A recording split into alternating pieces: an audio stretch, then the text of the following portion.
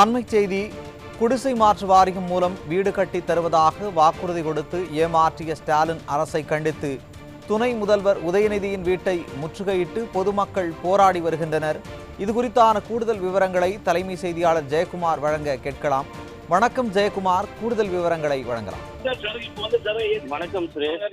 திமுக ஆட்சியிலே ஆட்சிக்கு வந்தால் வீடு கட்டி தருவோம் என்று குடிசை மாற்று வாரியத்தின் மூலமாக கட்டித் தருவோம் என்று வாக்குறுதி அளித்துவிட்டு குடிசை பகுதியிலே வாழக்கூடிய மக்களை வஞ்சித்திருப்பதாக கூறி இன்றைக்கு சென்னை பசுமை வழிச்சாலையிலே இருக்கக்கூடிய துணை முதலமைச்சராக வாரிசு அமைச்சராக இருக்கக்கூடிய உதயநிதி ஸ்டாலினுடைய வீட்டை முற்றுகையிட்டு ஏராளமான பொதுமக்கள், அந்த குடிசை பகுதியிலே வாழக்கூடிய மக்கள் ஆர்ப்பாட்டத்திலே ஈடுபட்டு வருகிறார்கள்.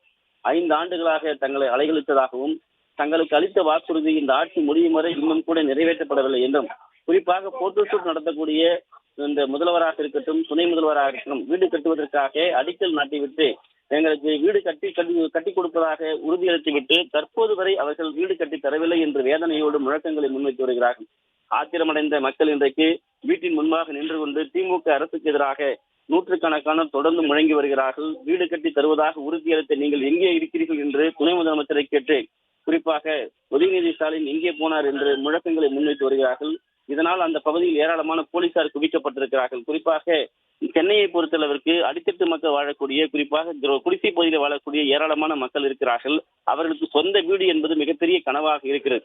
திமுக ஆட்சிக்கு வருவதற்கு முன்பாக 2021 521 வாக்குறுதி அளித்துவிட்டது. 525 வாக்குறுதிகள் எந்த வாக்குறுதி நிறைவேற்றப்படவில்லை என்பதுதான் இன்றைக்கு தமிழக மக்களுடைய மிகப்பெரிய வேதனையாக இருக்கிறது. அதாவது வாக்குறுதிகளை அளித்துவிட்டு வாக்குகளை பெற்று ஆட்சிக்கு வந்துவிட்டு தங்களை இன்றைக்கு வஞ்சித்திருப்பதாக மக்கள் குற்றம் சாட்டி இருக்கிறார்கள். குறிப்பாக 2026 திமுகவிற்கு சவுக்கடி கொடுக்க வேண்டும் என்று சென்னை மட்டுமல்ல தமிழகம் முழுவதும் இருக்கக்கூடிய மக்கள் தயாராக இருக்கிறார்கள். அனைத்து இந்திய அண்ணா திராவிட முன்னேற்ற கழகம் தான் மக்களுக்கான ஒரு கட்சியாக, ஆட்சியாக, மக்களுக்காக சிந்திக்கக்கூடிய, மக்களுக்காக செயல்படுத்தக்கூடிய பல்வேறு திட்டங்களை செயல்படுத்தி இருக்கிறது.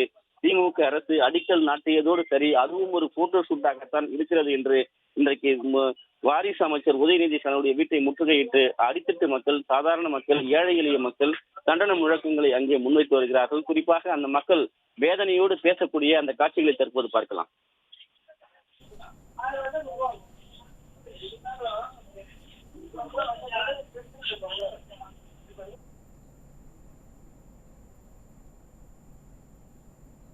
எங்க வீடு 2022 டிசம்பர்ல இச்சாங்க சார். 2023 அடிக்கல் நாட்டு விழாக்கு உதயநிதி முதல்வர் துணை முதல்வர் வந்தாங்க. வந்து 18 மாசத்துல வீடு தந்துருவாங்க, நீங்க உங்க வீட்டுல இருக்கலாம் 18 மாசத்துலன்னு சொன்னாங்க. ஆனா இப்ப இடிச்சு 4 வருஷம் ஆகுது, இன்னும் எங்களுக்கு கட்டடம் எழுப்பவே இல்ல. ஒரு செட்டப் மாதிரி, ஒரு பில்லர் மாதிரி போட்டு படிக்கட்டெல்லாம் செட்டப் பில்லர் அந்த மாதிரி பண்ணாங்க. அது ஜனம் பயப்படுது. எங்களுக்கு சொல்லும் போது எங்க ஊர் தலைவர் 8 அடுக்குன்னு தான் சொன்னாரு. ஆனா இப்ப 13 அடுக்குன்னு சொல்லி மாத்திட்டாங்க. 13 அடுக்குக்கு எங்க ஜனங்க வேண்டாம், எங்களுக்கு தேவையில்லை. ஃபுல்லா வயசானவங்களா இருக்கு. டெமாலிஷ் பண்ணும்போது எங்க கொடுத்த ப்ராமிஸ் என்ன அப்படின்னா 9 ஃப்ளோர் கட்டுறேன் அப்படின்ட்டு தான் ப்ராமிஸ் பண்ணாங்க. நாங்க கேட்டது 7 அடுக்கு தான் கேட்டோம். ஏன்னா எங்களுக்கு இதுக்கு முன்னாடி இருந்தது 2 அடுக்கு தான் இருந்துச்சு. நாங்க 7 அடுக்கு வந்தாலும் ஓகேனோ. எங்க ஏரியால இருக்க வீடோட கவுண்டே 510 வீடு தான். ஓட்டு வீடோட சேர்த்தாலும் 600 வீடு தான் வரும்.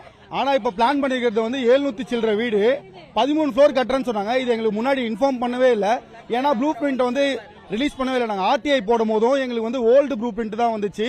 இப்ப கரண்டா அவங்க கன்ஸ்ட்ரக்ஷன் பிளான் பண்ணிருக்க ப்ளூ பிரிண்ட் எங்களுக்கு கொடுக்கல, ரிலீஸும் பண்ணல. நாங்க ஆர்டிஐ போட்டிருக்கோம். இப்ப வரைக்கும் எங்களுக்கு கரெக்டான இன்ஃபர்மேஷன் எதுவுமே வரல. அதுவும் இல்லாம கன்ஸ்ட்ரக்ஷன்ஸ் ஸ்டார்ட் பண்ணாங்க. ஸ்டார்ட் பண்ணி ஃபர்ஸ்ட் ஃப்ளோர் இது பண்ணும் போது அண்ணா யூனிவர்சிட்டில இருந்து இன்வெஸ்டிகேஷன் வந்தாங்க. அப்ப லூப் ஹோல்ஸ், நிறைய ஏர் ஹோல்ஸ் இருக்கு பில்லர்ஸ்ல அப்படின்ட்டு, தரமா இல்ல அப்படின்ட்டு டெமாலிஷ் பண்ண சொல்லிட்டாங்க. டெமாலிஷ் பண்ண ஸ்டார்ட் பண்ணியே 4 மாசம் ஆகுது.